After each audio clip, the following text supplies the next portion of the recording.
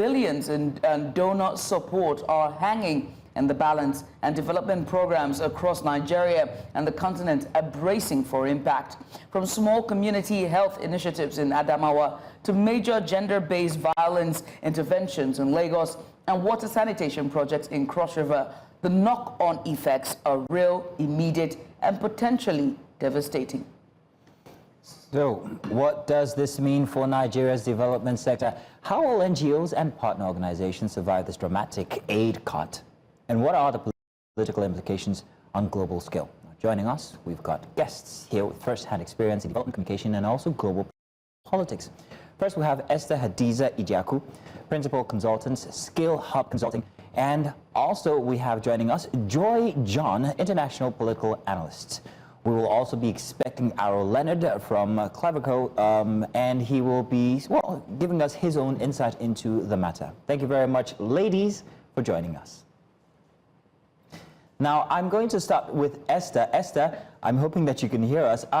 When you first heard that the USAID was being shut down by the Trump administration, what was your initial reaction? Good morning, and thanks for having me on the show, talking about something really important. Just going straight to your question, when the news hit, I was in shock.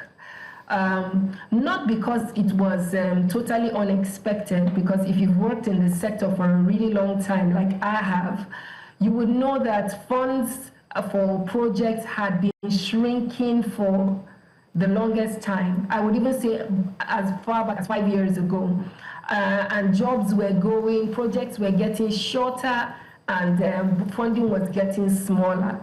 But the announcement by the American government of the cut of USAID, or the pause, the 90-day pause, to just think about what they wanted to do, was shocking because they're the biggest donor, I think, globally. So the implication is far-reaching. Usually we like to think that it's only NGOs that are impacted by it. I know people that were very happy, and I know people who said, okay, now let's see whether you guys have good ideas or you really do what you said. The passion will carry you through, you know. But there's a whole ecosystem that depends on the funding that the USAID brings to Nigeria. And I think we will feel it, not just the development sector. Communities will feel it, government will feel it, private sector vendors will feel it. Other donors also are feeling it because the pressure has just gone up on a global scale. So generally speaking, shocking, but the realization that truly that's their logo, because in Skill Hub Consulting, we always refer to that logo that says "from the American people," is actually a privilege, not a right. So we have actually come into the reality that this was a gift. This is by choice. And if it's not there, then what do you do? So it's a shocker, and I think the realization of the impact and how far-reaching it is has only begun. And unfortunately, I would say it will get worse before it gets better. Esther, I'm very concerned when you say we will feel it, and then you follow that with it will get worse. Exactly how does it manifest, these cuts? Okay, so I think it was almost like pulling the plug on a lifeline, right? There are development projects that USAID was funding in different thematic areas. So you have whether it's water and sanitation, emergency response, that's the humanitarian side of things, just responding to emergencies. But for development over time, they've been funding things like gender-based violence, even democracy and governance. Why I say that we'll feel it, let me give you a quick example, is elections will come in 2027. Usually during the life cycle of elections, by 2 years to the time, there's a frenzy. USAID is talking about democracy and good governance. They have released their request for proposals. People are giving ideas of what they want to do to increase participation, to get excluded groups to participate, like women in politics. Now, that is off the table. That is just a simple example to tell you that Down the line, when it's close to elections, it will be a case of, but you guys, you used to have programs, you used to come and do this, you used to train and advocate for certain things. The funding will not be there unless we come up with something real quick and pivot. We will all feel it. That's what I mean. Just using that simple example, we will feel it down the line. All right. We're being informed that Aro Leonard is going to join us shortly. But in the meantime, let me come to you, Joy. I mean, the big question here is, why did the Trump administration decide to cut or shut down USAID, and why now? Joy, we cannot hear you. You might be muted, Joy. You might be muted. Oh, yes. Okay. There we go. We're breaking up here. So, Joy, if you can hear me, I was asking. Yeah, I was asking about why the Trump administration has decided to shut down USAID, and why now?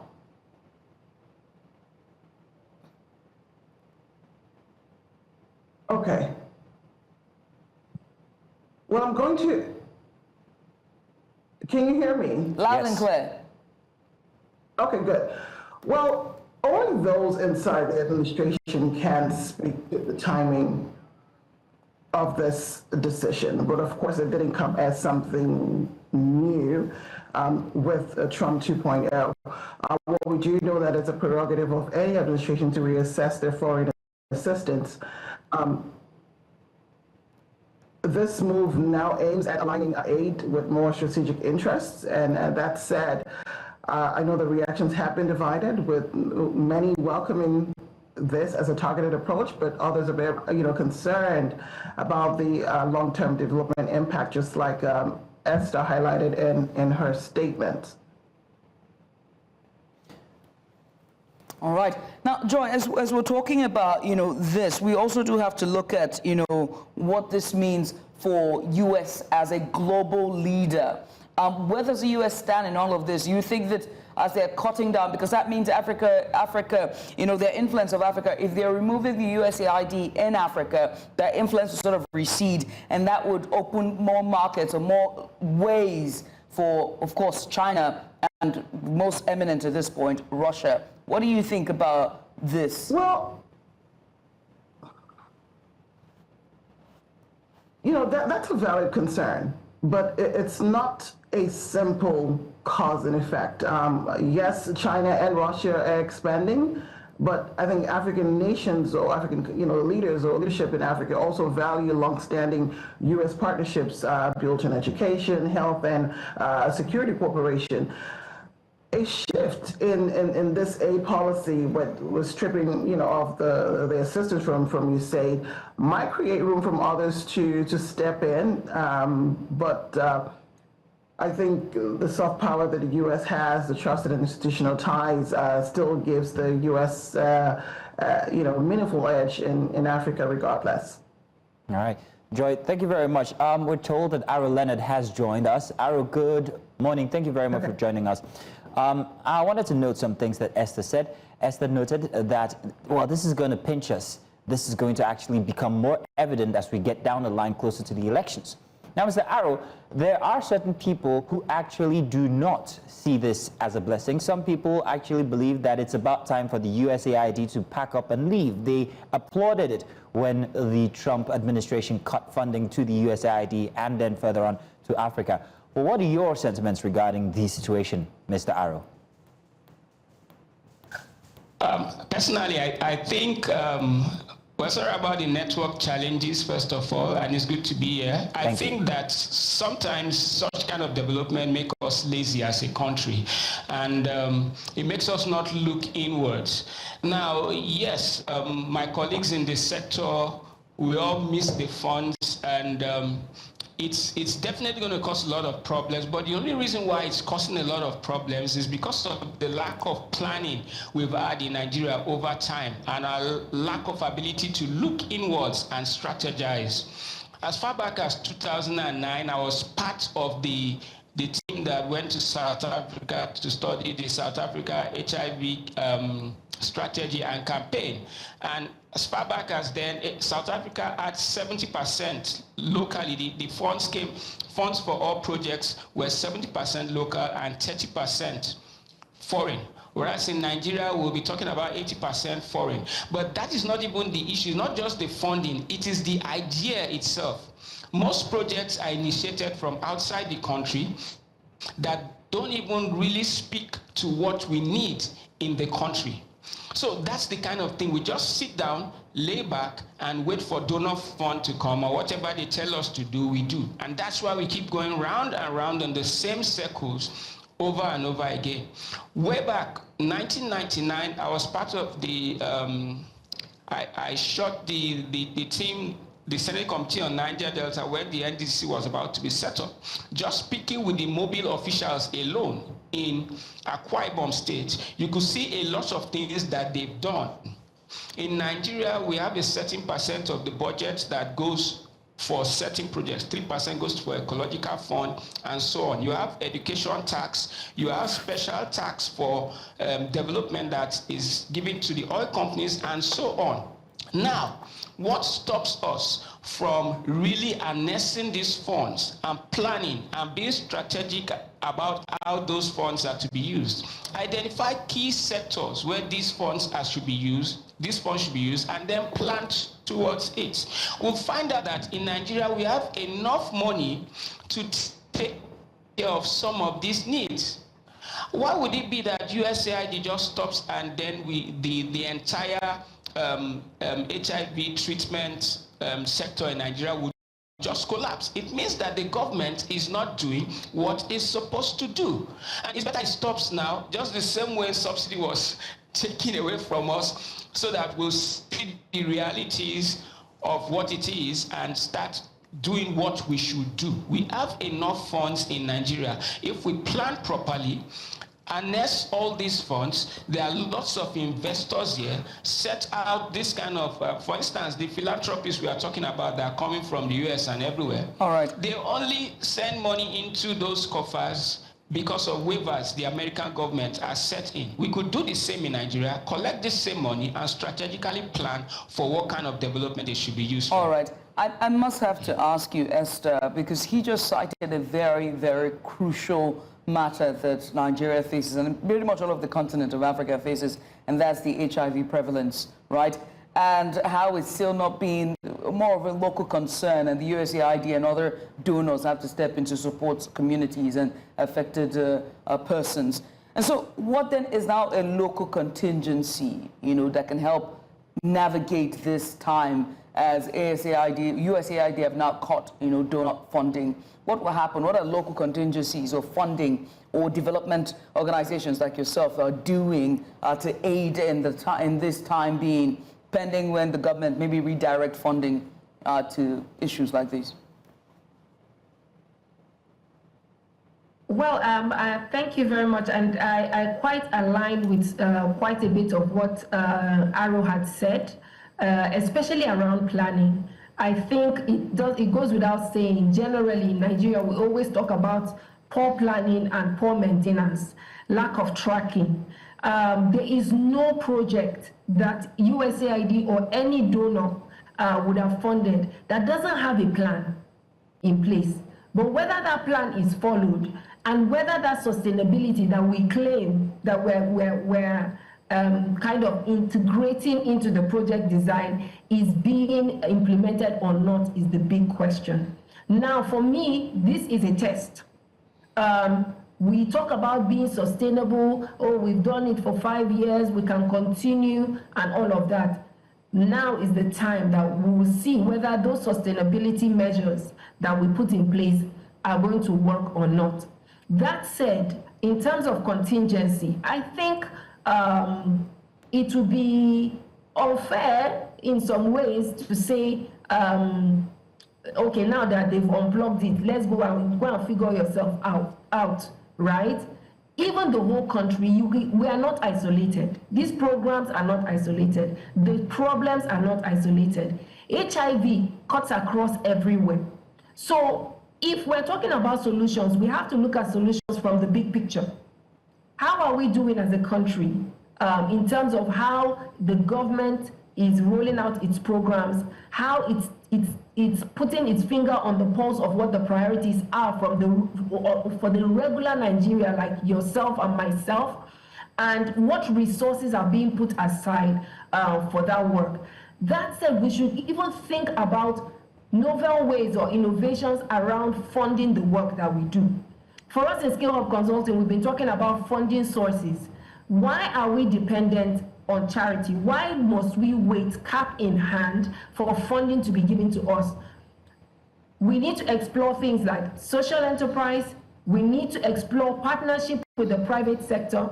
This morning, as I was thinking through, just before I came on the program, I was thinking, why can't government collaborate with pharmaceutical companies that can produce some of these medicines that are needed? All right. And have an arrangement, So we have to be innovative. We have to think ourselves out of the box because that's the only choice we have now. And usually that helps. It forces you to think and to do something different to have a better result. Thank you. Joy, you've been following this administration closely, and so I do have to ask you, it's my final question for you as we wrap up the hour. Do you think you've been watching the Trump administration closely, do you ever see a time where there will be a reversal on this EO regarding, USAID?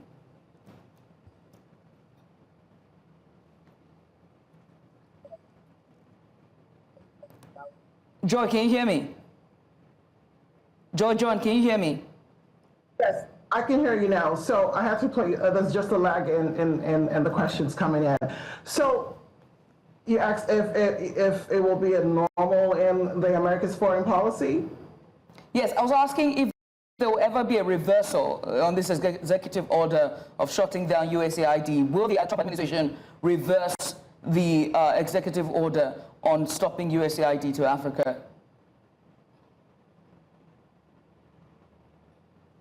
We have struggled with network connection all day. Could you please repeat that? I'm going to actually try to play that on a different device to see if I can hear the question. Okay. I was asking, do you think that the U.S. administration will reverse the decision? Okay. Yes. Absolutely. I get it now. I'm sorry. If I keep cutting in, I apologize to you viewers. So it's a very difficult thing to predict at this time. With this administration, it's done. Done and dusted. It is done. I wish there was a better way to put it across, but there's no bending back with this right now.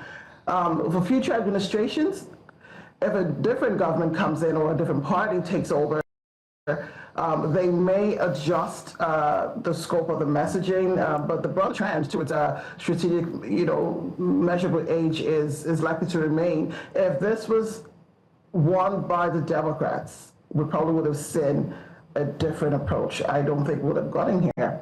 But there's a growing bipartisan interest in accountability and sustainability in foreign assistance. And what that means, or whether that means more or less aid, will depend on how the global dynamics and domestic priorities continue to evolve. But I want to piggyback on what Esther had earlier said. I think that it's also a wake-up call for African governments. It's a wake-up call for African nations to stop relying on foreign aid. We have so many resources in Africa. We're blessed with so many natural resources. I would love to see, the African Union come in. I want to see the leaders take hold and stop begging for foreign assistance. This is really a blow to most African nations. We've come too far to still be depending on this or to be debating this. So in the long run, I think that we can't start predicting what they will do or hanging on to ifs or buts. We just have to take it as it is at this moment. All right. Ladies and gentlemen, we must say thank you for taking out the time to join us. Joy John, our guest today, international political analyst. Also joining us was Aro Larnard there, as well as Esther Hadiza Ijaku. She's the principal consultant, Skill Hub Consulting, and also Aro Larnard, who is a development communications expert, Clavaro, there we go, communications Everyone, thank you so much for joining us. Thank you.